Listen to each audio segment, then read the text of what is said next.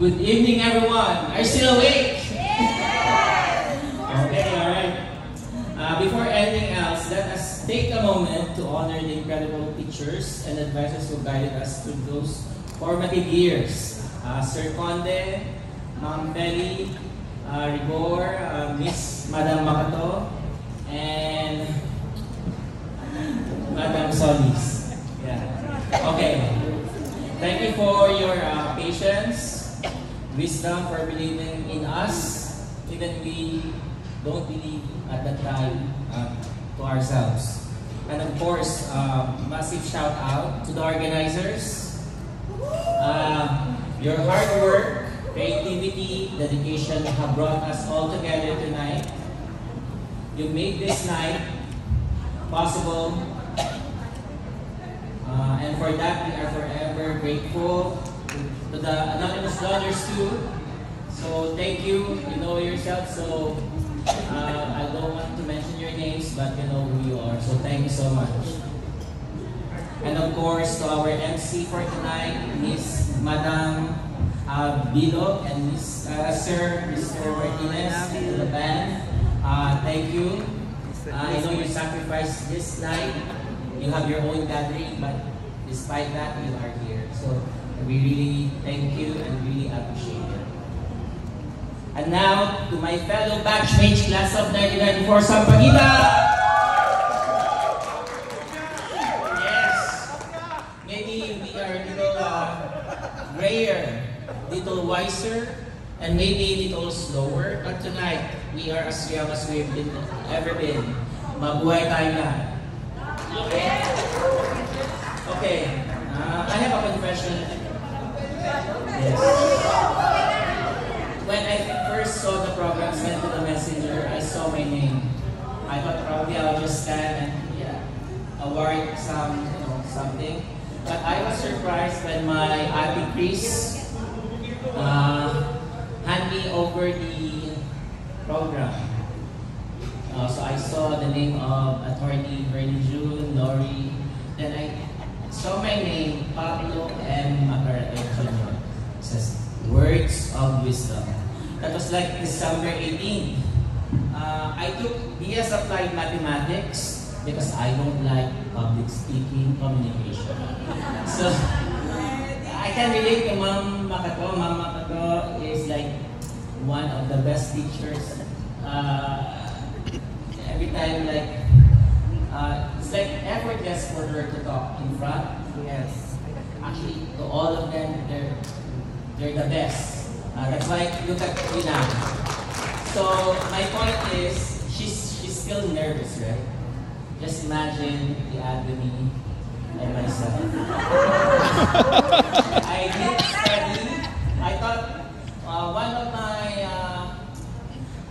I'm supposed to read my stuff, so if my cell phone is low back, so help me learn.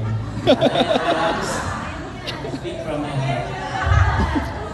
How much is the extension again? An hour? Okay, I trimmed down the time to 30 minutes, so I don't know. Let's see. What I'm saying is public speaking is not my thing. That's why I'm a number guy. But anyway, I'll do my best. Because words of wisdom, wow. I'm still learning, we're all still learning. But based on my probably a long experience, I could just share some. So I was surprised, right? So communication. Back in high school, I remember doing speeches during clubs day, like Mathematics Day, United Nations Day, because I think it's either I'm the president or vice president, or at least there's an officer, right? Like you need to speak in front. So before I was so active because I want to have a high grade, right? I'm very active, but I'm still shy. But now, 30 years, I'm just so technical, a number, a figure number person. So this is a struggle to me. So can you help me? Okay. So I'll go direct to the point. Okay. But life taught me communication is essential. Whether writing emails, making presentations, or just day-to-day interactions. How we communicate shapes our relationships and opportunities. By now, you already know the power of communication. I also used to believe the motto, honesty is the best policy. Sometimes, too literally, and told people exactly what I thought. Of course, you can guess what happened next. Sometimes, no matter how careful you choose your words, you might still offend someone. Lesson, honesty is important, but balance with tact. Empathy, choose your words wisely as much as possible. They can build relationship or tear them down. By the way, the words of wisdom is supposed to be an hour, I just said, but I'm trying to trim it as short as possible. Okay? So that's the lesson, communication. Second, by the way, my book will be ready outside. I will sign. I will just give you 5 points now, but there are actually 100 points there. Because 30 years is so many years, right? So I have accumulated a lot of wisdom. So I'll just give you 5 points now. Okay, stress and perfectionism. I realized over the years that I'm a bit of a perfectionist. I worry about everything to the point that it sometimes robs the joy from what I'm doing. Right? Given a task just like this, I would focus my energy to refine it to the best of my ability of what I think is the best. Take for example my hobby. In Canada, I joined competition in table tennis. So I'm so good, like, enjoy, like, oh, but once you compete to the next level, the competition is more intense, right? I even bought a robot. I'm like a coach, team captain of the team, and we won like second place, like something like that. But the thing is, once so the robot you can program it like the speed, the direction. So I'm really well trained. But I realized, even at work, I spend so much time perfecting my craft. I'm one of the highest in quality reviews because once you have a mistake, millions of dollars or pesos in insurance company, like we do the pricing, financial reporting. One mistake could lead the company into disastrous position. They can incur loss or the risk. So that's my job. So I'm so good with quality. But the thing is, it robs the joy out of it. So I learned the words of wisdom here, like wow, like words O of then W wisdom. That's wow. When I say wow, words of wisdom, you can use the stress in a positive way. Use the stress in a way that would make your work better. Try to delegate, automate, and don't let stress push to the boundary where your health would suffer. Like we're now, I don't know, for me, I'm aging, right? I'm not that, strong or, at least for me. So we try to use stress in a positive way. Easier said than done, but don't push stress to the territory where it's dangerous to our health. So learn to delegate, automate, and, enjoy. Okay, what else? Yeah, I use the Bible is saying, because I said, I worry so much. Even a little task as like making this speech make me stress a lot. And my closest friend knows it. So here, I'm trying my best, but again, I'm trying to apply what I'm saying to you. So I'm still learning. So, but there's a verse in the Bible, like, don't worry, because God has provided us, even the birds, they don't know, but they still feel like being fed, right? Even the grass, they're being clothed compared to King Solomon's dress. But the point is, if you worry, does it add an hour to your life? No, right? So we practice not to worry and trust God. So that's what we're doing. So I will just quote one verse. Matthew 6:34. Therefore do not be anxious about tomorrow, for tomorrow will be anxious for itself. Sufficient for the day is its own trouble. Look at the birds of the air. They neither sow nor reap, nor gather into barns, and yet your heavenly Father feeds them. And you not of more value than they? And which of you, by being anxious, can add a single hour this span of life? So let's stand and pray. No, we're not in the church, but that's I thought I would like try to share. So let's try not to be anxious and let us trust God.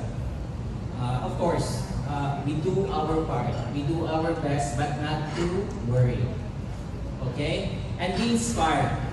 I was promised by my mom, because when I was a baby, I almost died.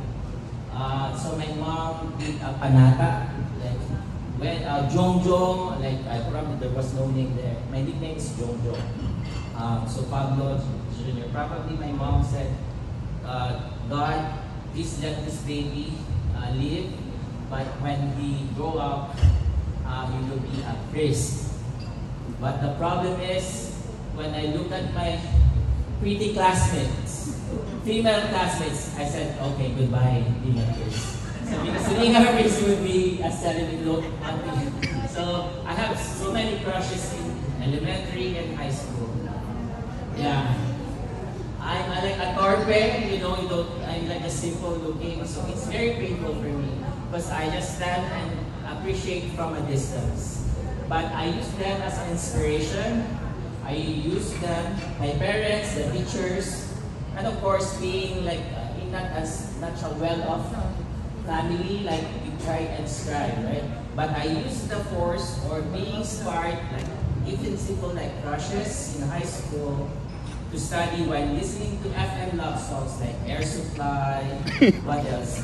Till Death Do Us Part. While studying, there was no Spotify that time yet, right? So just imagine the birthday or other like you're appreciating someone, but I'm just in your mind. So the words of wisdom there, so there's a connection, right? Like be inspired, but at this stage will be your family, your kids, and of course God.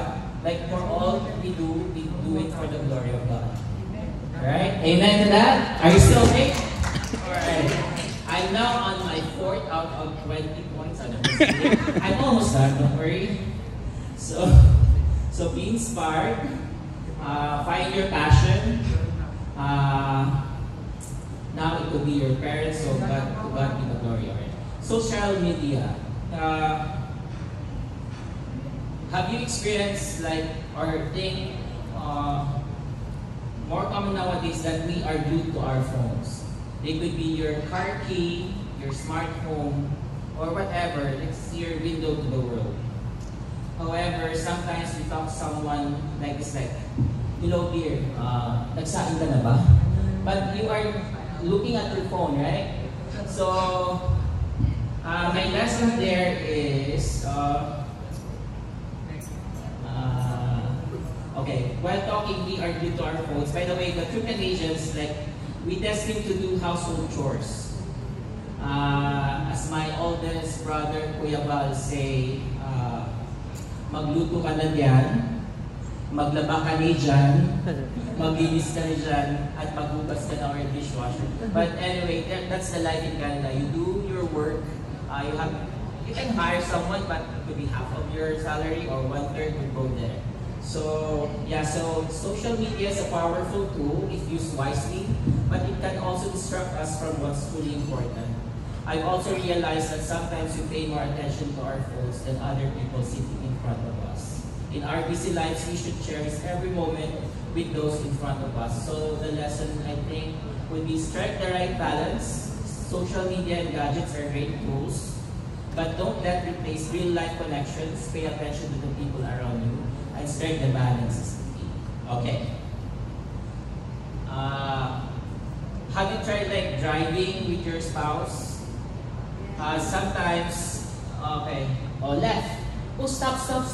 Go to the right. Enter. Sabi mo lang, ikaw na kaya mag-drive, diba? Parang when you're driving, it's so stressful. Like one time,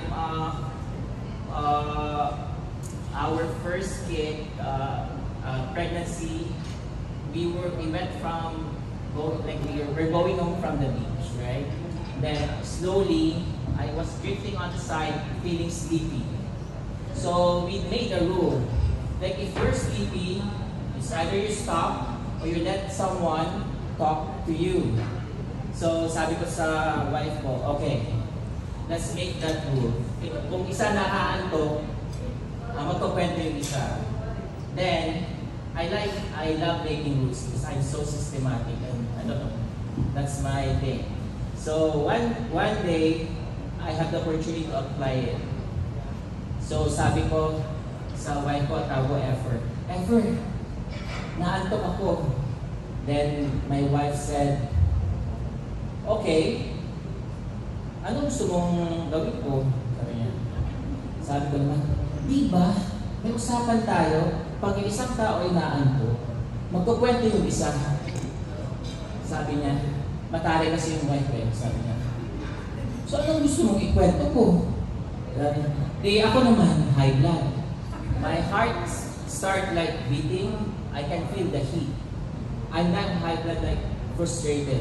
Then, I said, di ba sabi ko dati, magkwento ka.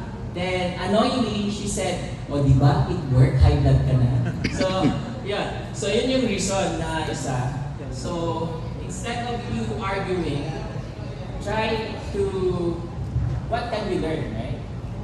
Like, lesson learned. Instead of arguing pointlessly, try to learn from that event or instance and learn from it and don't, fight over it. Okay, at my last point, I have my favorite verses. Okay. I have my favorite life verse. Actually, true wisdom. When we say wisdom from the Bible, it's the fear of the Lord. When you say fear, it's like an awe. Yeah, right? The wisdom of the world is different from the wisdom of God. It's actually the start of, like, the fear of the Lord is the beginning of wisdom. And the knowledge of the Holy is understanding. Okay. As we grow older, we learn that faith plays a big role on how we navigate life. One of my favorite Bible verses is, it is for by grace you have been saved through faith, and this is not from yourselves, it is the gift of God. So no one can boast. So, but faith without work is dead. But what I'm saying is, good works will not save you. That's what my belief. But faith without work is dead. So they go hand in hand. Okay. That's why Jesus came to us, for God so loved the world that He gave His only Son, that whosoever believes in Him should not perish but have eternal life. But this last verse is my favorite. Who knows about Ephesians 5:25? Like something like, husbands, love your wives as Christ loved the church and gave Himself up for her. In the same way, husbands should love their wives as their own bodies. He who loves his wife loves himself. But this last verse is the best for me. Ephesians 5:22. Who knows that? Ephesians 5:22. No one? Okay, Ephesians 5:22. This is my last, don't worry. Wives, submit to your own husbands as to the Lord. Who are the men here? Okay? So again, wives, submit to your own husbands as to the Lord. I know your spouse are not here, you can tell them later. But in our household, I got the last say. Hindi pwede. I always have the last say. And I say, yes, dear. But anyway, so that's it. So thank you so much for listening. And I hope you got a little bit of wisdom from our, still all learning. So thank you so much for this event. Thank you for our teachers, MCs, and our, of course, classmates. Okay, all right.